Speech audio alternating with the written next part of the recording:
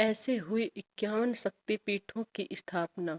ब्रह्मा जी के पुत्र प्रजापति दक्ष की पुत्री सती से भगवान शिव का विवाह हुआ।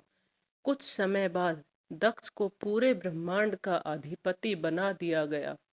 इससे दक्ष में अभिमान आ गया।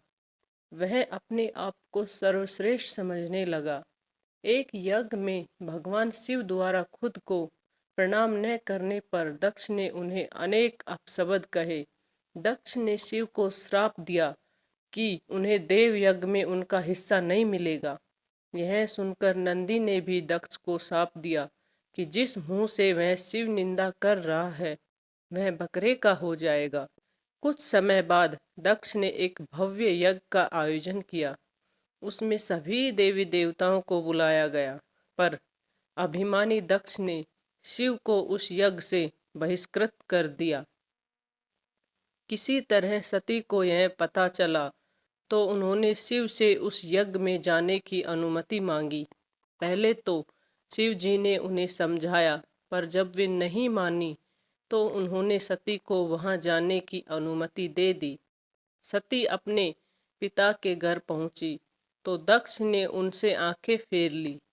सती यज्ञ में शिवजी का भाग न देखकर रुष्ट हो गई और सभी को भला बुरा कहने लगी। यह सुनकर दक्ष ने भी शिव निंदा प्रारंभ कर दी। यह सुनकर सती को बड़ा दुख हुआ और उन्होंने यज्ञ अग्नि से अपने शरीर को भस्म कर दिया।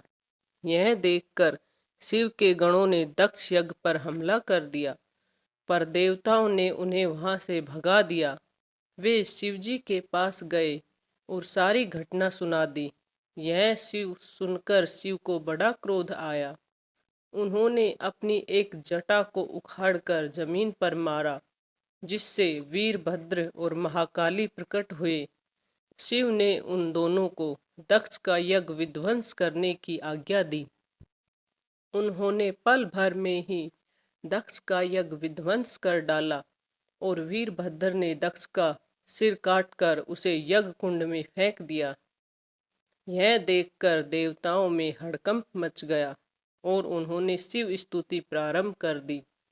उनकी स्तुति उन्होंने सभी को जीवनदान दे दिया और दक्ष के शरीर पर बकरे का सिर लगाकर उसे भी जीवित कर दिया।